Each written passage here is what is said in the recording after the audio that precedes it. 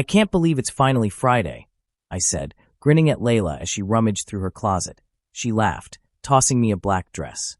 You worry too much. It's just a party. Just a party? I echoed, shrugging. 3 years together, and you get invited to a bachelor party without me?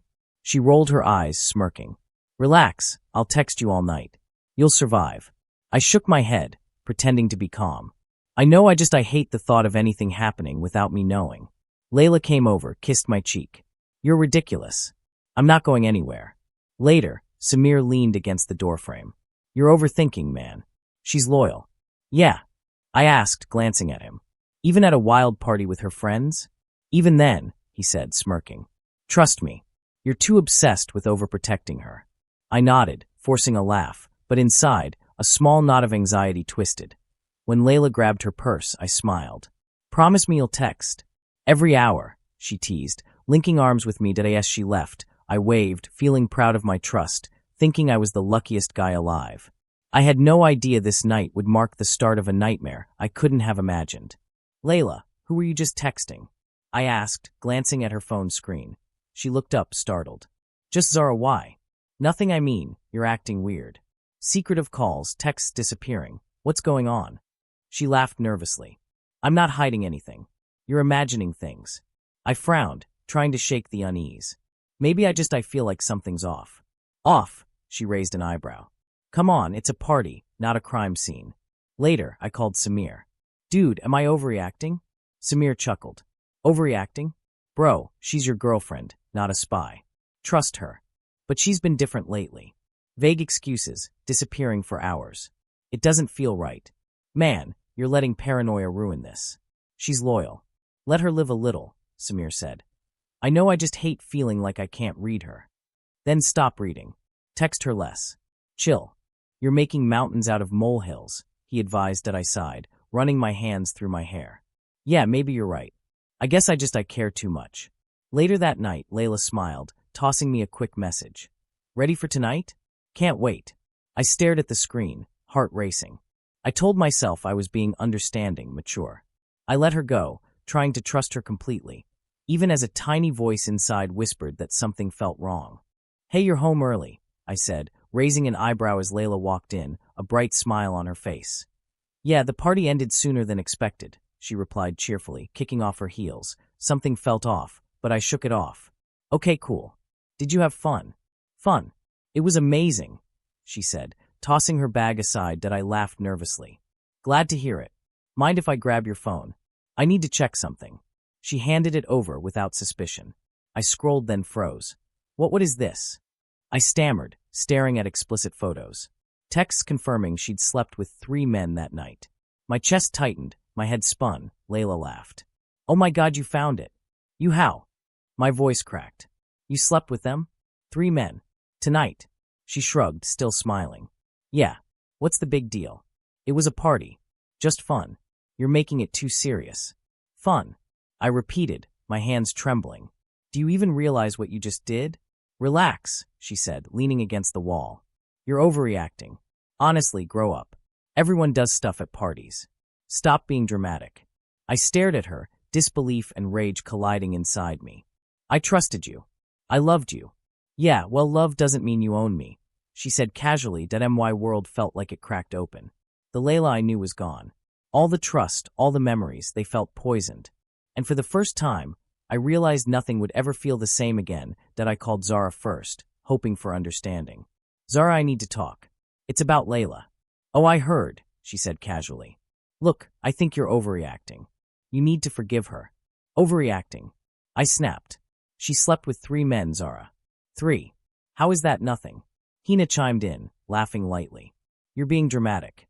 You really need to grow up. I felt my hands clench. Grow up? Do you even hear yourselves? I loved her. Fariha's voice cut in, calm but firm. You're taking it too personally. She didn't hurt anyone. Stop acting like a child. Acting like a child. I repeated, my chest tightening. She betrayed me. All my trust gone. And you're telling me I'm immature. Just forgive and move on, Zara said, dismissively. I hung up, my head spinning. None of them cared. None of them understood. Samir noticed my pale, furious face. Man, you okay? Okay. I'm surrounded by idiots who think betrayal is nothing, I muttered. Look, patience, Samir said gently. Don't let anger blind you. Think. I nodded, silently brewing a plan. Patience, yes, but forgiveness? Not yet. Not when everything inside me screamed that Layla would pay, one way or another. The world wasn't on my side, and I realized I had to take control. I hadn't slept properly in days. My phone buzzed constantly with messages I didn't want to read. Hey, you okay? Samir's voice sounded worried when he called. Samir, I don't know, I admitted. I can't stop thinking about her about everything. You need to eat, man. You look like hell, he said. I can't. I feel poisoned, I muttered, pacing. Every memory, every smile, it's all lies. Don't isolate yourself, Samir warned. Talking helps. I tried. My parents, they keep asking if I'm fine. I lied. I can't let them see me like this, I said, staring at the ceiling. They'll understand if you tell them the truth, he said softly. I don't want understanding. I want justice. I want her to feel what I'm feeling, I admitted. Silence followed for a moment. Careful, bro, don't let it consume you, Samir said. I know, but every time I think I'm moving on, her face pops up. Laughing, smiling as if nothing happened, I said, gripping the edge of the table. Then channel it, Samir said firmly. Use this pain. I will, I said, my voice cold but determined. I can't let this betrayal define me. I won't just sit here. One way or another, I'll make her regret it. For the first time in days, I felt something other than despair. A small, dangerous spark of purpose was growing inside me that I stared at the ceiling, my mind racing. I can't forgive her, not like this, I muttered aloud. Samir, leaning against the doorframe, raised an eyebrow. You're serious? Dead serious, I said. I won't beg. I won't plead. She needs to see what she's done, and I'll do it publicly. He frowned. Public? That's risky, man. You sure you want that? Yes. She humiliated me. People need to know the truth, I replied, my voice cold. I'll gather proof, record conversations, observe everything. You sound focused, Samir said slowly. I am, I said, pacing. I can't let my pain control me. I'll turn it into power. That evening, I messaged a few of her party acquaintances. Hey, can we talk? About last night. A reply came instantly. Sure. What's up? I smiled, suppressing the dark thrill rising in me. I need to understand everything. No lies, no excuses. Later, Layla walked by unaware. I observed her, noting the way she laughed a little too freely, how she hid her phone in her bag. Every gesture became evidence in my mind. Samir watched quietly. You're walking a fine line, man. I know, I said, voice low but steady. This is my shift, from heartbreak to control. And once I start, there's no turning back. For the first time since the betrayal, I felt sharp, clear, ready. I started subtly, sharing small hints with Layla's friends. You guys should know some things happened at the party, I said casually, watching their expressions. Zara frowned. What do you mean?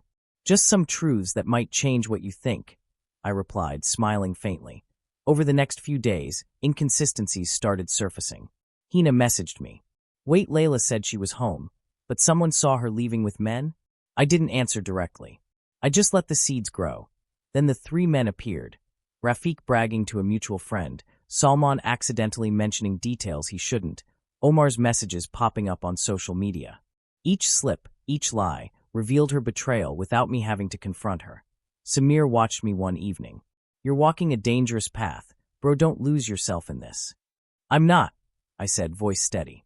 I'm just showing reality. Let karma do the work. I hope so, he muttered, concern written on his face that I couldn't help feeling a mix of satisfaction and guilt. Each revelation stung her friends, her reputation, yet it also tugged at me. Revenge felt bitter, not sweet. Later, Omar texted her, exposing his encounter. Layla's laughter faded in front of friends who once defended her that I watched quietly, feeling the strange satisfaction of truth unfolding, tempered by the weight of my own moral line. This was no victory celebration. It was controlled chaos. And for the first time, I felt the balance tipping back toward me that I waited until Layla was surrounded by her friends, Zara, Hina, and Fariha, before stepping forward. We need to talk, I said, holding my phone like evidence that Layla's eyes narrowed. Now. Seriously? Yes. Now, I said firmly. Look at this. I swiped through the messages and photos. Zara gasped. Oh my God, is this real? Hina's hand flew to her mouth. Layla, what did you do? Fariha stepped back, shock written across her face. I can't believe it after everything she said. Layla's bravado faltered. It's not what it looks like, she stammered, voice trembling. Not what it looks like? I repeated, my voice shaking with anger and hurt. You slept with 3 men the night of the bachelor party. You lied to me every step of the way. Did you think I wouldn't find out? I didn't mean to hurt you, she whispered, tears forming. Didn't mean to hurt me? I shouted. Do you even understand the depth of what you've done? I trusted you. I loved you. And you destroyed that. Her friends looked at her with disappointment. Layla, how could you? Zara said softly that I swallowed, forcing my voice steady. You need to understand this isn't just about me. It's about every lie, every betrayal. And I want you to feel the weight of it. Layla collapsed into herself, silence finally falling over the group. I felt the heavy satisfaction of truth, but my heart still ached with the remnants of love lost. The days after the confrontation were quiet, almost painfully so. Layla's friends no longer spoke to her the same way, and she seemed smaller, ashamed. Samir sat across from me one evening. You holding up? He asked, eyes cautious. I think so, I said, sipping my coffee. It's strange I feel lighter, but also hollow. You've been through a storm. Give yourself credit, Samir said. You didn't let her control your life anymore. I guess, I muttered. Returning her gifts today felt strange. Part of me wants to hold on, but I can't. You're letting go the right way, Samir said, nodding. Closure isn't about anger. It's about reclaiming yourself. I smiled faintly. I deleted her number, blocked messages, removed every trace. It's clean. Cold, but clean. That's healthy, Samir said, leaning back. Now you can focus on you. I stared at the phone, reflecting on the months of pain, betrayal, and slow realization. I was naive. I loved blindly. But now I feel strong. In control. I know my worth. Samir smiled. Exactly. That's growth. Later, I walked past some mutual friends. A few glanced at me, murmuring, clearly realizing the truth of everything. I didn't respond. I didn't need to. The weight of heartbreak still lingered, but for the first time, I felt capable of living beyond it. Betrayal had reshaped me, yes. But it hadn't broken me that I was ready to move forward, armed with self-respect and the knowledge that I could survive even the deepest of wounds. That I sat on the balcony, the evening breeze brushing my face. It's strange, I murmured to myself. I thought I'd feel empty, but I feel ready. Samir's voice echoed in my mind. You've grown. Trust yourself. I do trust myself, I whispered. I've learned heartbreak isn't the end. It's a lesson. I recalled the betrayal, the lies, the confrontation. Painful, yes, but necessary. I'd reclaimed my dignity, my self-respect. That a message from a friend popped up. Want to catch up this weekend? I smiled. Yes. Life doesn't stop here. I said aloud that I thought about my goals, focusing on work, rebuilding friendships, maybe even traveling. Opportunities are everywhere, I said. I can't let the past dictate my future. I glanced at my phone, briefly thinking of Layla, then shook my head. No more. I've learned what love without respect feels like. I won't repeat it. Samir would probably tease me if he saw me now.